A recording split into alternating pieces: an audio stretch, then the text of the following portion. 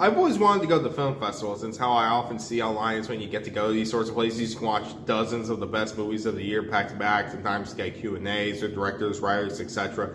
Be amongst other movie lovers, all while hopefully not going broke in the process. Yeah, the biggest film festivals are expensive, and that's without having to, include the travel in your cost. But one day I hope to get to the point where I can do that. But luckily, I was able to experience in a way my first real film festival. The Montclair Film Festival. Yeah, I go to Montclair State University as of now. Who knows, maybe I'll go to Harvard next year. But yeah, it was just something where, because, since I lived nearby it, I was able to, experience my first film festival with paying for more than expensive price of tickets than I usually would like to, and also parking. I had to pay a lot of money that day. But I was able to watch movies I probably wouldn't get to see on the big screen otherwise. I would see them on Netflix eventually. Yeah, I didn't know. So the other movie I saw was Wake Up Dead Man, and I'll get to that in that review of why I chose to see that movie.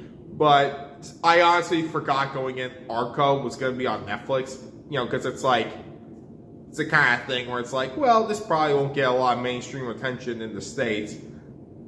Pretty sure every great animated movie that came out this year is on Netflix. You got K-pop Demon Hunters, Lost in Starlight, and Arco.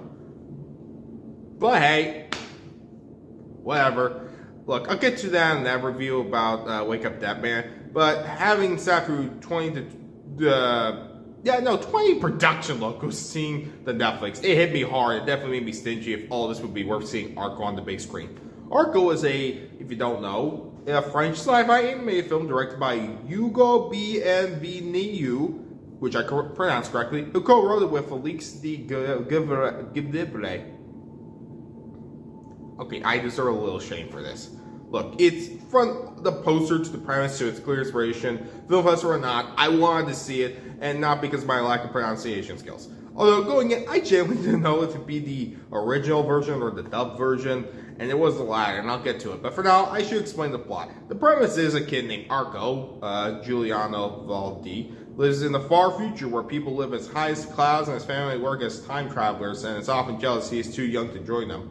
One night, he sneaks out having no experience and stealing his sister's time travel suit. Ends up leaping back to the year 2075 by accident and ends up stuck there.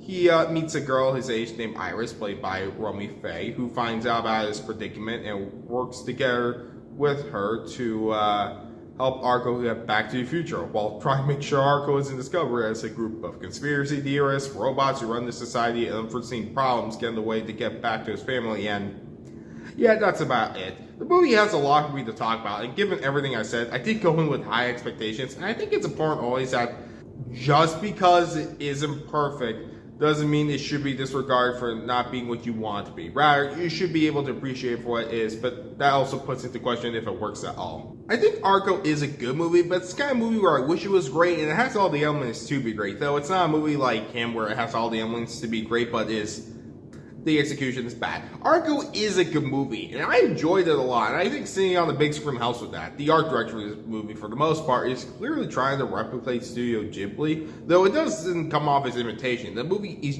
genuinely beautiful, with the backgrounds and the character movements are not only impressive, but come off to create this world in a way that feels thought out. I think having two distant futures, one of them that feels like possible, and the other one so far away, we live above the clouds, like Jetsons, I guess. It's hard to imagine, yet you see how it could lead into it. That I think it creates this wonderful setting in environmental storytelling. When it comes to the dramatic moments, it also works great through my problems, though. It comes with two major issues I have with the film. That being the facial expressions and the characters. I don't have any problem with the English dub in and of itself, even if I don't have the comparison to talk about. A lot of celebrity voices are in this, and I don't feel like it comes off as just celebrity voices. It's just also something where I couldn't really... They only released the official cast of who voiced the two main characters, and I did remember some people from the credits of who voiced who, but I didn't want to say anything that could make me wrong, because how dare I? But yeah, I don't have any problem with the English dub in of itself. What I'm saying is that the mouth movement just wouldn't match sometimes, and that does kind of come down to the facial expressions not being as expressive as I want, at least for the main two characters. And sometimes it works. Like, you know, obviously I'm sure people will be, when this comes out, people will be like, they don't know what I'm talking about. But sometimes, to me, it didn't match, or they weren't expressive as they should be. They're very stilted. Like, this was the range of how far their mouth could go compared to.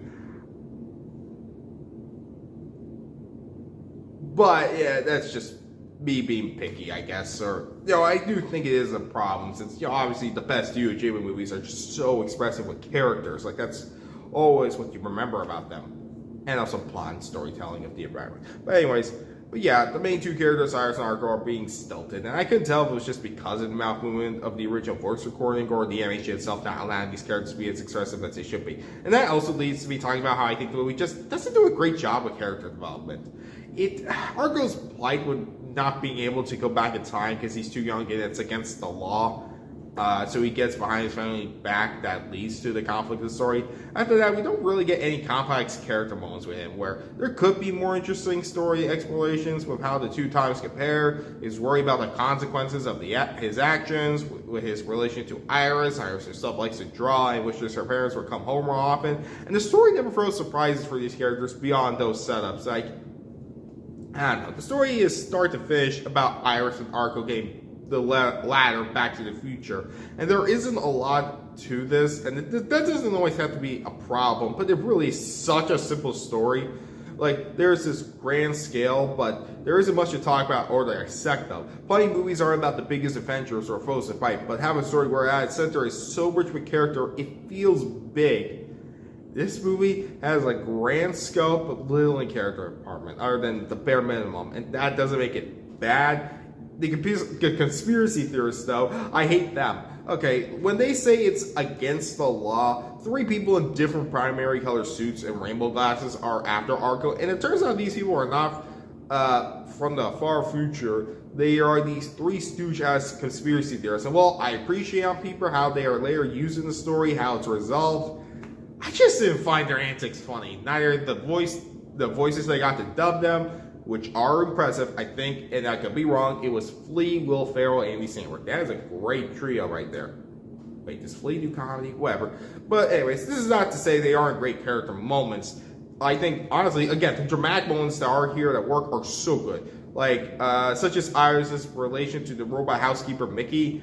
I'm fairly confident that's what the name was. I saw this a few days ago. I could be wrong. And the resolution of Arco's story that, while I do think raises questions, it does leave me saying I like this movie, that it doesn't create the problems with other paradox movies, you know, with time travel and whatnot. It's just, I appreciate at least, I guess, hinting at the commitment to the ending that almost did get me to cry, but didn't. It's just, the movie just never meets its full potential. But I can't say in any way that makes it a bad movie, because it not only works more than it doesn't, but it's such a work of art. I mean, oh God, this movie is beautiful. This movie does feel unique, and it is beautiful with an execution that doesn't cover all ground. I wish it did, but it does leave some choices feeling underdeveloped. The journey and the destination are memorable, in my opinion, though. It can feel a bit repetitive. I mean, it is definitely trial and error, rather than, you know, again, as I said, I wish they could slow down the plot, so it's like, because I wouldn't say this movie is too long or too short. It's something where it's just, I guess if I were in charge, what would I do differently? And just because it's not what I would do makes it bad.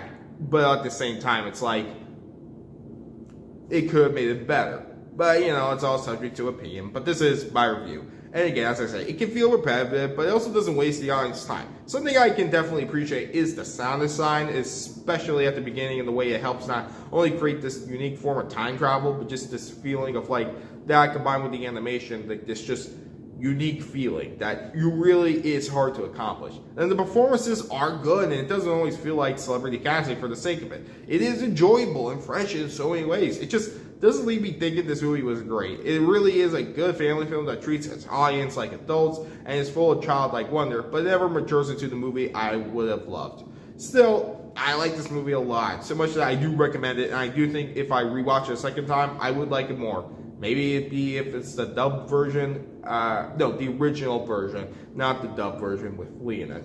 It's just, even if it's not how I feel about it right now, Hey, I recommend Arco when it comes out on Netflix, and oh god, it's gonna be out before I know it, isn't it? I give Arco a 7.5 out of 10.